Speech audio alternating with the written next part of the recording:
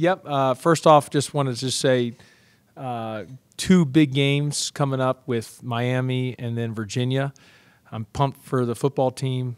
I'm so happy for Coach Johnson and his staff and his team and the way they've, have gone on this win streak, and really excited for their finish these next few weeks. So just really all in on with Coach Johnson and his team, and excited to see how they finish, and think they're going to really continue to make some great noise. So go Jackets there for sure. Regarding us, we play Friday versus a very good Lamar team, well coached. Coach Price, Tick Price. I've known Coach Price for a long time. He used to be the head coach at Memphis, and so I've known Coach for a while, and he does a great job. They got a good team. Obviously we have a lot of film from last year. They do play tonight.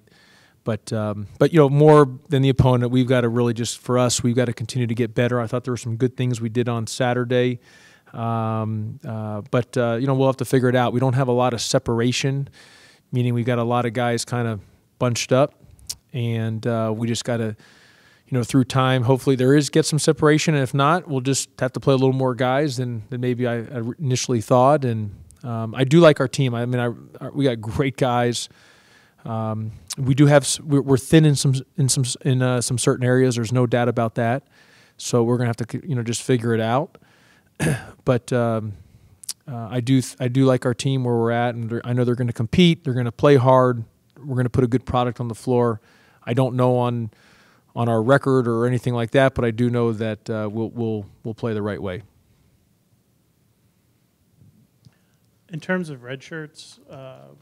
Have you made a decision there, and would any of the sophomores be considered also, like a Moses or someone maybe? Yeah.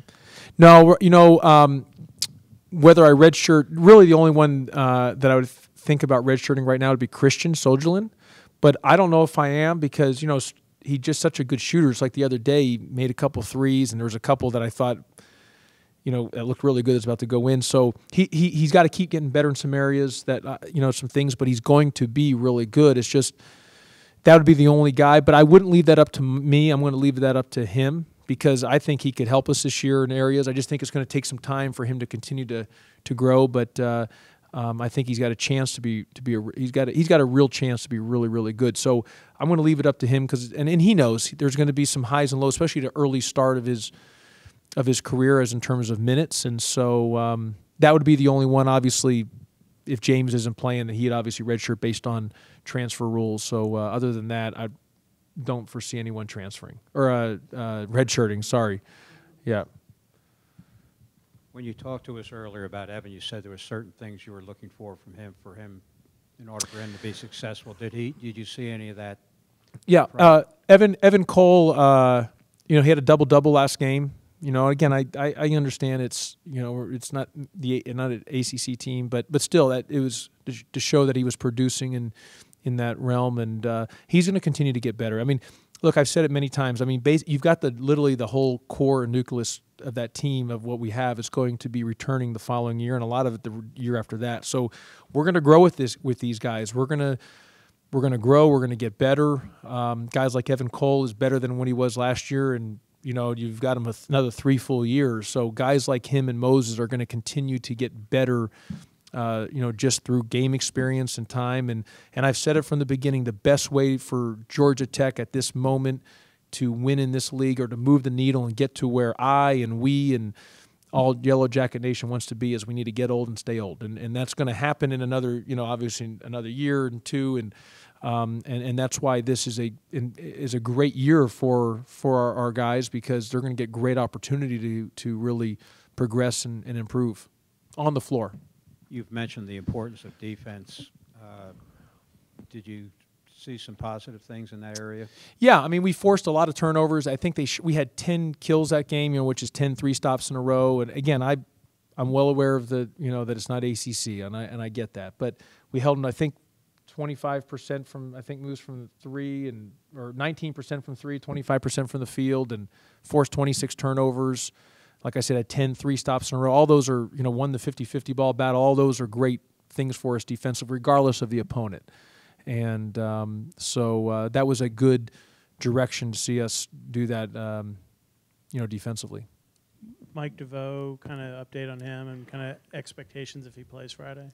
Yeah, I'm just taking it one day at a time. He did not play Saturday, obviously, so he'll practice this week, and I'm going to leave it again. I'm going to leave it up to him because of how he feels, and if he's ready to go, we'll be ready to go with him, and how much he'll play if he says he's ready to go. I don't want to box myself in or box him in.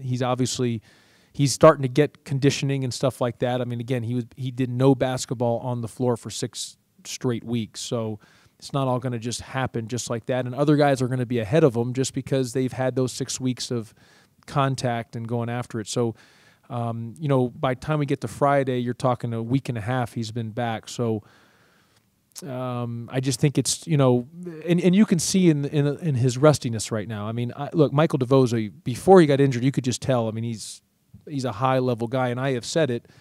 He and Jose together, I mean, they're going to be really good this year, but when you're talking when Mike's a sophomore and Jose's a junior and Mike's a junior and Jose's a senior, those guys in the backcourt are as good as they will be in the ACC.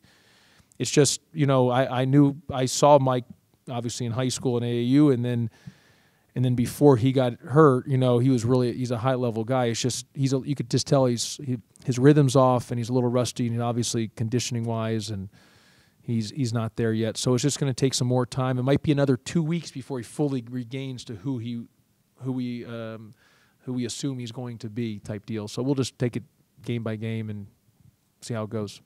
With Christian, is it mostly a matter of strength, and also is the deadline for the decision Thursday, or is this kind of? No, I mean, no, it's not a deadline for Thursday. I mean, because you could not play the first. You could take one game and decide what you want to do. But I'm going to really leave it up to Christian. But no, he's gotten stronger. He's just a little behind in some of the defensive end stuff. But that's to be expected. And it's just maybe the speed of the game. He was playing a lot of center in high school. So it's just a transition. But he's going to be very good. I mean, he can really shoot the basketball, and he's a very good passer. It's just more on the defensive side. He's got to keep getting better. And I. Through game experience, he'll have that opportunity to do it. It's just how much does he get that this year, and that's just to be determined. But he has a chance to be really, really good. But whether he redshirts or not is really going to be a determined. I'm going to talk to Christian about that, and he and I will decide, or he will. I'll put in his kind of the ball in his court and what he feels is best, and we'll go from there. But I'm just telling you, he could play this year and help us win games. There's no doubt about it in my mind because of his ability to shoot, his high IQ, and his passing ability. James Banks, an update there, or is there a kind of deadline for when something has to happen? Yeah, no, that's still in progress right now. So we're just no decision, yay or nay yet. Just right now, it's just still in progress. Obviously, sooner than later would be better, but it's really that's more on compliance and their talks with the NC2A and all those people. So I'm just kind of getting information from them, and like I said, it's just everything's in progress right now. Kurt and Shambari have been away from competitive basketball for a while now. Did you see any of that rust when they were out there last Saturday? No, I thought both guys did a nice job. They got game experience, and that was good. And I felt that both guys did a nice job, and they were. I think they're going to help us this year, and we'll see. I don't know how much.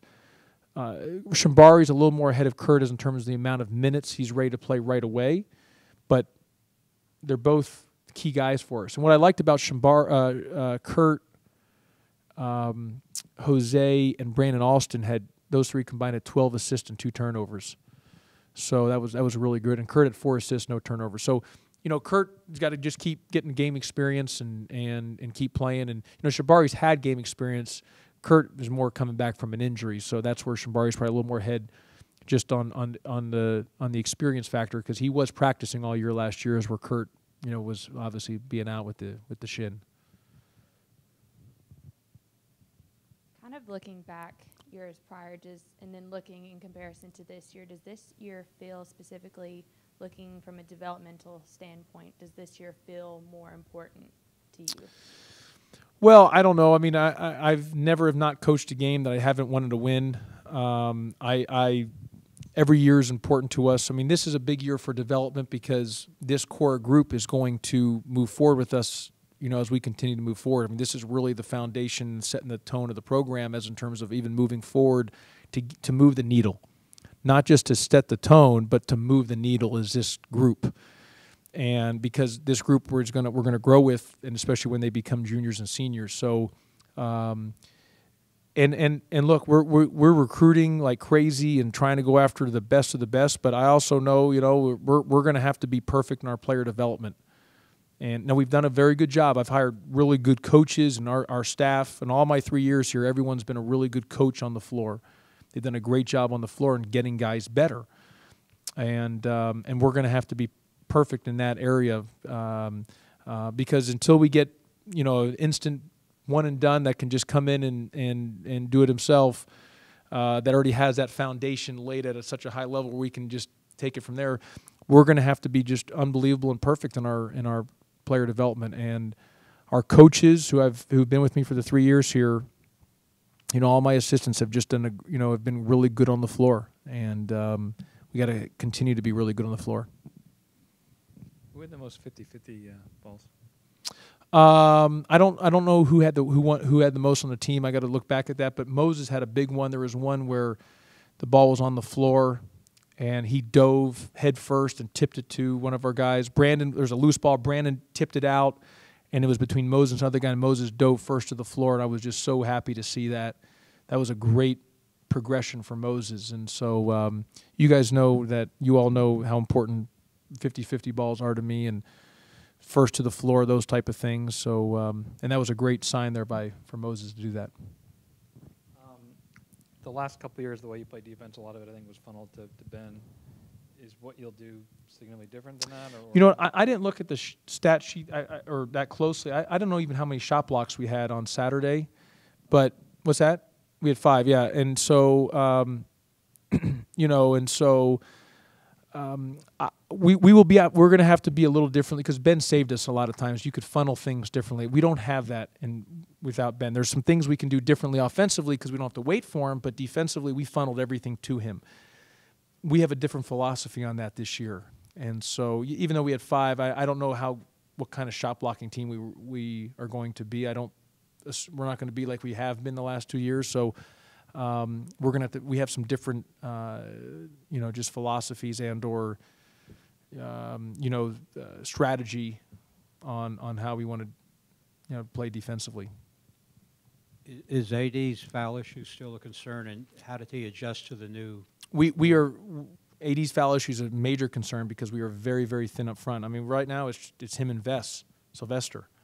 So we're not real deep in that spot.